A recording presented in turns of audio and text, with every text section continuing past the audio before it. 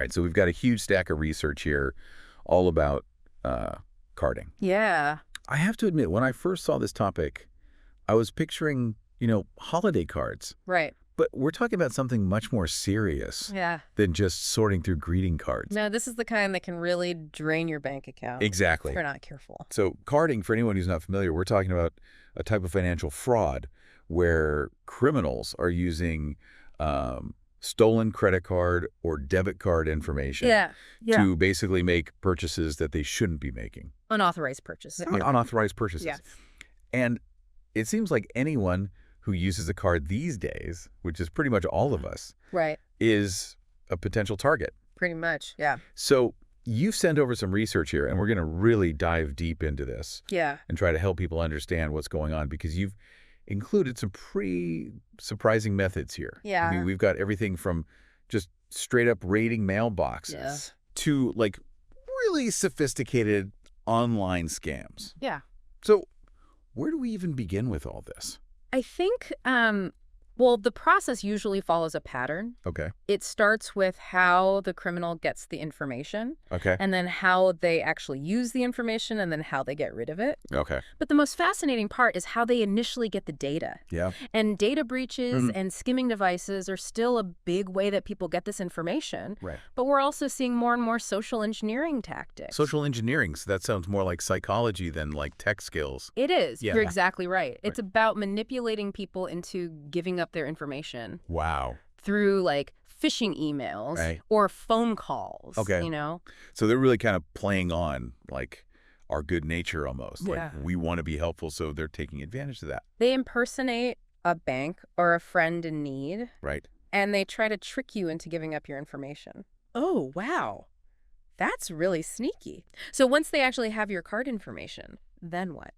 Well, before going for like a big purchase, Yeah. they'll often make a really small purchase just to see if the card's active. Oh, okay. Like maybe a couple dollars or something. So they're testing it out. Yeah, they're testing to see if it works. Okay. And these transactions are often so small that you might overlook them on a statement. Yeah. But they're a really important step for the criminals. So like those weird charges I see sometimes for like $1 or $2, like I always thought that was just like a glitch or something. It could be, but it could also be a sign that something's up. Oh, wow. Yeah. So any charges you don't recognize, even if they're small, Yeah. report them to your bank right away. Good to know. Okay, so once they know the car works, Right. then they go for the bigger purchases. But what are they buying? What are they actually, using this stolen information for? Well, it's all about maximizing profit and minimizing risk for them. Right. So high demand items, things that can be resold easily, like electronics, designer clothes, or gift cards even. Gift cards. That's interesting. What makes those so attractive to criminals? Well, they're untraceable. Oh, okay. And they can be resold for a profit. Yeah. They could buy a bunch of gift cards with stolen information and then sell them at a discount. And it's like anonymous, right? Exactly, yeah. Like really hard to trace. Yeah. They also, they use these things called mules. Mules? What's a mule? Yeah, it's like a person who receives the goods at different locations. Oh, so they're not even like shipping it to themselves. Right. They're used. They're trying to create a layer of separation. Oh, wow. That's pretty smart. Yeah. Okay. So what happens after they've made all their purchases? What happens to the stolen card info? Well, once a card is basically exhausted or it's too risky to use, they'll get rid of it. Okay. But that doesn't mean the information's gone forever. Right? Sometimes they'll sell it to other criminals. Oh, so it just keeps going. Yeah. Wow. It's a cycle. Okay, so this is pretty alarming. Yeah. But I'm glad we're getting into this. It sounds like it's not just like one type of carding either, right? No. There's a few different types. You've got like physical carding. Okay. Where they use a stolen or a cloned card for in-person purchases. Okay, so like at a store or something. Right, yeah. Okay. And then there's online carding. Okay. I imagine with the rise of like online shopping, online carding has just exploded. Yeah, it's become a lot more common. Yeah. So they use stolen card details to buy things online. Right. And a lot of times they'll use these things called VPNs or proxy servers to mask their location. Right. So it's harder to track them. Right. Exactly. Okay. So we've got physical carding, we've got online carding. Right. And then didn't you say there was another type? Yeah, there's this thing called card not present transactions. Oh, right, CNP. Yeah. That's basically any transaction where you don't need the physical card. Okay. Like online purchases or phone purchases. Right. So, like, most of how we shop these days is CNP, basically. Pretty much, yeah. Okay, so that's a little unsettling to think about. Yeah, a little bit. Okay, and then the fourth category that you had in your notes, something about gift cards.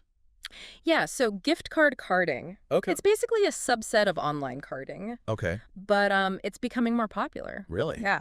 So imagine this. Okay. Criminals buying tons of gift cards with stolen card numbers. Okay. And then they resell those gift cards at a Oh. discount. Wow. Or they use them to buy stuff anonymously. So it's like almost impossible to trace the money then. It's really difficult. Yeah. Okay. So this is all pretty alarming, but I'm glad we're diving into this Yeah. because it's definitely making me think twice about like my own online shopping habits. Well, that's good. Awareness is key, Right. Understanding how this stuff works is the first step in protecting yourself. Absolutely. So now that we kind of have an idea of how carding works Yeah. and the different types of carding, Right. let's move on to like what are the warning signs? Okay. Like how do we know that maybe our information has been compromised? Yeah, good question. So one of the most common warning signs is unexpected declines Okay. or unusual transactions on your account. Okay. So like even if it's not a huge purchase, Right. it could be those small test transactions we talked about Exactly. where they're just seeing if the card works. Yeah, they might show up as like small charges that you might not even notice. Yeah, you just kind of glance over them. Right. Yeah. But they can be a sign that someone's trying to use your stolen card info. Okay, so it's not just about the amount, Yeah. but like even the type of transaction Right. could be a warning sign. Yeah. So if you see charges for like digital goods Mm-hmm. or subscriptions you never signed up for, Okay. that's definitely a red flag. That makes sense because those things are like harder to trace Yeah. than like a physical product. Right. Okay, what about those fraud alerts? Yeah. Like my bank sends those out sometimes. Yeah. If you're getting a lot of fraud alerts, Okay. that could be a sign that something's wrong. So it could mean someone's trying to use my info Right. and the bank is like picking up on it. Yeah. The bank's security system is flagging it. Okay, but sometimes those alerts happen even if it's a legitimate transaction. That's true. You can get false positives, Right. but it's always better to be safe than sorry. Yeah. So if you get an alert, Uh-huh. just verify it with your bank. Okay, that's a good point. Have you ever gotten a package that you didn't order? Actually, yeah, I did just last month. It Really? was like a small box. Okay. I had no idea who sent it, so I just ended up returning it. That's probably a good idea Yeah. because sometimes getting unexpected packages Means someone's using your stolen card info Oh, okay. and sending stuff to a different address. Right, like those drop points. Exactly. So they're not even sending it to their own house. Right. They're using someone else's address. Right, they're trying to avoid detection. Wow, that's so sneaky. Yeah. Okay, so we've talked about the warning signs, Mm-hmm. but like, what can we actually do to protect ourselves? Like, is there any way to stay ahead of these criminals? Well, you can't eliminate the risk completely, Right. but there are definitely things you can do to make yourself less of a target. Okay, I'm all ears.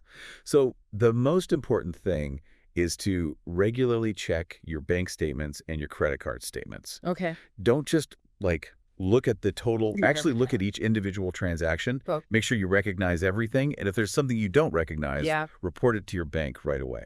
I'm definitely guilty of like not looking at my statements that close. Yeah.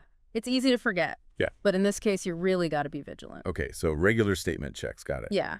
What else? Consider using secure payment methods Oh, okay. like PayPal or virtual credit cards. Okay, I've heard of those virtual credit cards. Yeah. But I don't really understand how they work. So basically, it's a temporary card number Okay. that's linked to your real credit card account. Okay. And when you're shopping online, Uh-huh. you use the virtual card number. Instead of my real card number. Right. Okay. So even if the virtual card number gets stolen, Yeah. your real card info is still safe. So it's like a shield almost. Yeah, exactly. Okay, and are those hard to set up? Not at all. A lot of banks offer them for free.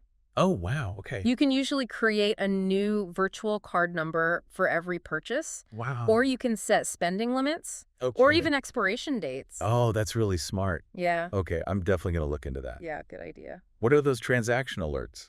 Yeah, those are really helpful. So most banks and card companies, they offer these alerts that will notify you whenever there's any activity on your account. Okay. So you know right away if something's up. So even for small purchases? Yeah, even small ones. Okay, I like that idea. Yeah. It's like having someone watching my account all the time. Exactly. Okay, so we've got statement monitoring, we've got secure payment methods, Right. and we've got transaction alerts.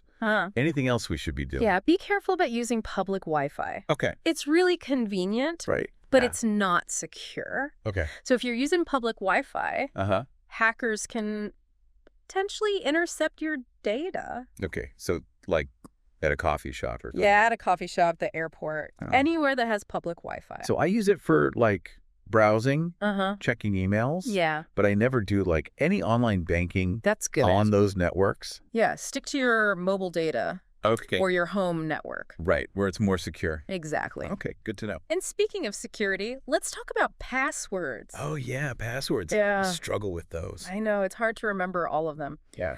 But try to use strong passwords for all of your online accounts, especially like your bank accounts and your shopping accounts. Okay, so like not just my pet's name? No, not your pet's name or your birthday. Yeah. Use a combination of upper and lowercase letters, numbers, and symbols. Right, okay. And if you have trouble remembering them, I do. you can use a password manager. Oh, okay. That'll help you generate strong passwords. Okay. And it'll store them securely. So I don't have to remember them all. Right. You only have to remember one master password. Oh, that's great. Yeah. And also, whenever possible, turn on two-factor authentication. Okay. So that's where you have to enter a code that's sent to your phone or your email in addition to your password. Okay, so that makes it like twice as hard for someone to get in. Exactly. Okay. I've been meaning to set that up. Yeah, it's a good idea. It's a little annoying sometimes. I know. But it's worth it. Yeah.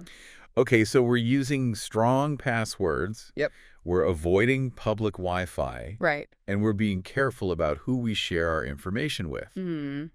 Anything else? Yeah, be wary of phishing scams. Okay. Remember, those are those emails or text messages that are trying to trick you into giving up your information. Right. They can look really convincing. Yeah, like they're from your bank. Yeah, or your favorite store. Okay. But be careful. Yeah. Don't click on any links. Okay. Or give up your info. Right. Unless you're absolutely sure it's legitimate. So how do we even spot those? Look for, like, misspellings. Okay. Or bad grammar. Yeah. Or generic greetings. Okay. Like, dear customer, instead of your name. Oh, right. And be wary of any links that look suspicious. Oh. Like if you hover over the link and it doesn't match the actual website address. Oh, right. That's a good tip. Yeah. And remember, legitimate organizations are never going to ask you for your personal or financial info over email or text. So if I'm not sure, I should just call them directly. Exactly. Okay. So be proactive, verify information. Yep. Yeah. Don't click on suspicious links. Right. And when shopping online, always make sure it's a secure website. Yeah, look for the HTTPS in the URL and the padlock icon in the address bar. Got it. That means your information is encrypted. Okay, so all these little things can really add up. They can. To make a big difference. Yeah. Okay, so even with all these precautions, what if we still become a victim of carding? Yeah, what happens? Like, what do we do if we see unauthorized charges? Right. Or we think our info's been stolen? It can be a little scary when you realize you might be a victim. Right. But you got to act fast. Okay, so what's the first thing I should do? Call your bank or your card issuer immediately. Okay, so like right away. Yep, as soon as you see those unauthorized charges on your statement. So I call them up, and then what do I? Tell them what's going on, and they'll probably freeze your account. Okay. So no one can use it anymore. Okay. And they'll send you a new card. With a new number. Right. Yeah. And they'll start investigating the fraud. That makes sense. What about like a police report? Yeah, you should definitely file a police report. Okay. Especially if it's a lot of money. Okay. Or if you think it might be identity theft. So that way there's like an official record. Exactly. Okay, and what about my credit report? Oh, yeah, you should check your credit report, too. Okay. It's a good habit to check it regularly anyway. Right. But definitely after something like this happens. To make sure there's nothing weird going on. You want to make sure no one's opened any new accounts in your name. Yeah. Okay, so I check my credit report, I file a police report, and I call the bank. Yeah. And I imagine the bank will kind of help me figure They'll out. walk you through it. Yeah. They have people who specialize in this stuff. Okay. They'll help you dispute the charges Yeah. and figure out what happened. So even though it can feel really overwhelming, Yeah. I'm not totally alone in this. Exactly. The bank's there to help. Okay, good to know. Well, this has been a really eye-opening deep dive. It has been. I mean, we've learned so much about how this whole carding thing works. We've covered a lot of ground Yeah. from the different types Yeah. to the warning signs. Right, and most importantly, how to protect ourselves. Exactly. It's definitely scary stuff, It is. but it's not like we're powerless. No, not at all. We can make ourselves less vulnerable. Yeah, by being informed and taking those precautions Right. and knowing what to do if it does happen. Okay. And I think it's comforting to know that Yeah. we're not alone in this fight. Absolutely not. Like, there are people out there Yeah. who are working to stop these criminals. Yeah, law enforcement, the banks, security experts, Right. they're all working to combat this. And it seems like they're making progress, too. They are. Like, all that technology that the criminals are using Yeah. can be used for good as well. That's right. There are people on the good side using that technology, too. Okay, good. So as we wrap up, I want to leave our listeners with something to think about. Okay, I'm listening. We've talked a lot about the negative stuff, the threats and the risks. Right. But what if you could be a part of the solution? Oh, interesting. Like maybe this is sparking an interest in cybersecurity for you. It's a fascinating field. It is. Yeah. Or maybe you just become a more informed consumer Yeah. who shares this knowledge with friends and family. That's a great idea. The point is, the more we know about this stuff, Yeah. the safer we'll all be. Absolutely well said. So it's been great diving deep into this with you. Yeah, this was a good one. Thanks for joining us on this deep dive into the world of carding. We hope you learned something new. Stay safe out there, Ovid.